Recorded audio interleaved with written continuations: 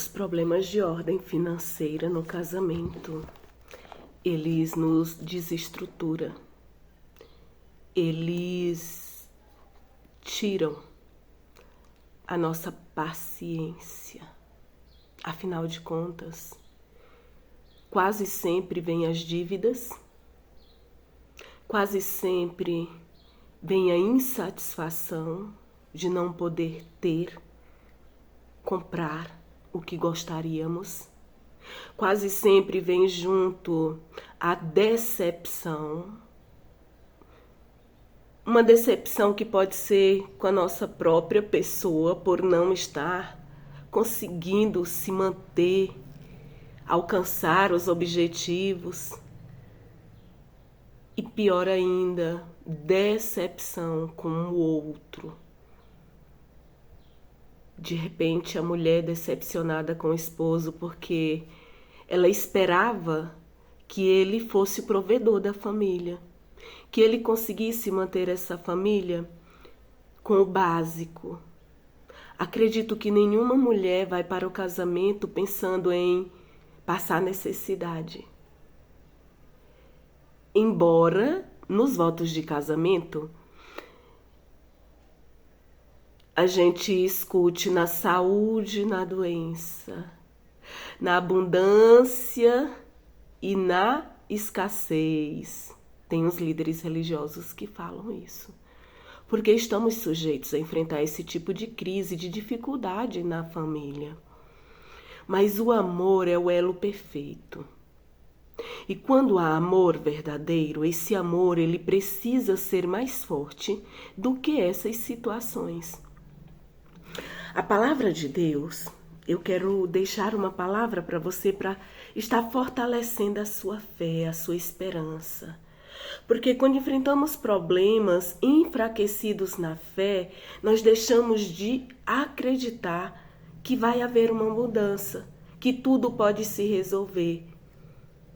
A palavra de Deus, quando ela nos fala sobre o amor, em 1 Coríntios 13, versículo 4, diz assim: quem ama é paciente, é bondoso, quem ama não é ciumento, nem orgulhoso, nem vaidoso, quem ama não é grosseiro, nem egoísta, não fica irritado, não guarda mágoas, quem ama não fica alegre quando alguém faz alguma coisa errada, mas se alegra quando alguém faz o que é certo. Quem ama nunca desiste, porém supera tudo com fé, esperança e paciência. Eu não quero trazer interpretação de todo esse texto, mas vamos refletir sobre quem ama, suporta com fé, esperança e paciência. Eu não digo aqui para suportar o egoísmo, o orgulho, a vaidade, a grosseria do seu cônjuge de forma passiva. Mas eu te digo para que você lute com as armas certas pelo seu casamento. Comece lendo para o seu marido ou para a sua mulher esse texto.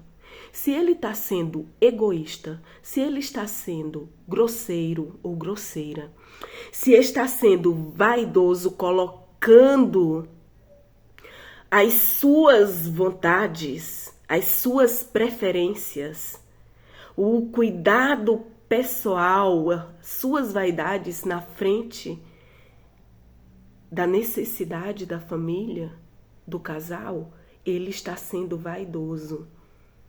A palavra de Deus, ela vai nos dizer que o amor verdadeiro, ele não é grosseiro nem egoísta. Ah, então a minha mulher, o meu marido, de vez em quando é grosseiro. Isso aqui está falando daquela pessoa que tem uma atitude grosseira constantemente. É daquela pessoa que não quer se consertar, é padrão dela ser grosseiro, egoísta, orgulhoso, vaidoso. Uma vez ou outra, todos nós temos disso aqui. A nossa vaidade se sobrepõe, às vezes o nosso orgulho, às vezes somos grosseiros, dependendo das circunstâncias. É para acatar isso como normal? É para tentarmos nos consertar. Mas o que a palavra de Deus está dizendo? Ele está falando de um comportamento. A manifestação do verdadeiro amor vai eliminando isso aqui. Porque o verdadeiro amor, ele é cuidadoso. Ele é atencioso. Ele cuida do outro, ele se interessa pelo outro. Isso é amor verdadeiro. Quem ama nunca desiste. Esse nunca desiste está falando de amar alguém e ser amado por esse alguém. Existe um entendimento errado da palavra de Deus, desse nunca desiste. Estamos vendo mulheres sendo agredidas, violentadas, colocando a sua vida em risco, vivendo um relacionamento a três, quando o marido decide ter uma amante, não abrir mão dela. Tem mulheres que se sujeitam a um relacionamento a três, contrariando até a palavra de Deus por falta de entendimento. Nós não devemos desistir do amor no nosso casamento, quando esse amor ele é verdadeiro. Quando ele é um amor que pode ser corrigido, observando aqui as falhas humanas. Nós somos falhas. Que você não seja uma pessoa intolerante, mas que você também não seja uma pessoa passiva diante de atitudes erradas do seu cônjuge. Quem é que pode consertar um homem e uma mulher falho de caráter, egoísta, rude, grosseiro? Na verdade, nós deveríamos ter observado antes o comportamento do nosso cônjuge, né? Observado o caráter, observado a forma como ele lida com o dinheiro, observado os seus projetos de vida, o que era prioridade para ele. Deveríamos fazer acordos, conversar sobre assuntos importantes como dinheiro antes de nos casar. Mas quase sempre o casamento é pautado no sentimento, na paixão. E agora que você percebeu falhas, de repente, no comportamento do seu marido ou da sua mulher, não desista tão facilmente. Vamos entender que o Senhor, ele tem esse poder de transformar vidas. Nem sempre podemos mudar o outro. Uma mulher sábia edifica sua casa, inclui sugerir, inclui ajudar o marido, os filhos a agirem corretamente. Mas quem tem o poder de nos mudar de dentro para fora é o Senhor. Então comece lutando pelo seu casamento, orando pelas áreas que estão em crise. É na área sexual que está com dificuldade. Os problemas financeiros afetam a área sexual. Afeta o namoro, o carinho, a admiração que um tem pelo outro, em como lida com os filhos. Afeta o lazer, o descanso, pode afetar até a saúde emocional, psicológica da pessoa. Uma pessoa que não é acostumada a dever, de repente se deparar com uma quantidade enorme de boletos para pagar, de pessoas cobrando, batendo na porta, ameaçando. Essa pessoa pode adoecer, pode surtar, pode se encontrar num estado de desesperança total, pode ficar até mesmo depressiva. Então esse é um assunto muito sério. Vamos começar orando. Orando pelas áreas que estão em crise no seu casamento, coloca de forma detalhada diante de Deus. Se posicione com sabedoria, ao invés de ficar apontando os erros, ficar criticando, ficar brigando, ficar murmurando sem falar. Vamos conversar, vamos focar na solução. Vamos investir energia para descobrir alternativas. O que podemos fazer para mudar essa situação? Dá para economizar? Vamos colocar em ordem aqui as dívidas que devem ser pagas. Dá para arrumar um trabalho? O que podemos fazer para ajudar nas finanças? O que a mulher pode ajudar? Como ela pode ajudar? É preciso ter humildade para superar uma crise financeira. Humildade para abrir mão de alguns privilégios, de alguns mimos, de algo que gosta. É preciso ter humildade para pedir ajuda. É preciso ter humildade para trabalhar em determinados lugares e serviços que nunca imaginou trabalhar na vida. É preciso ter mansidão para não ceder ao irritamento, ao nervosismo, ao estresse que o endividamento e a crise financeira dá. É preciso ter mansidão para não ofender o outro, para não acusar o outro. Paciência. Sabe o que eu estou citando aqui? Domínio próprio, para não ficar comprando sem saber como vai pagar.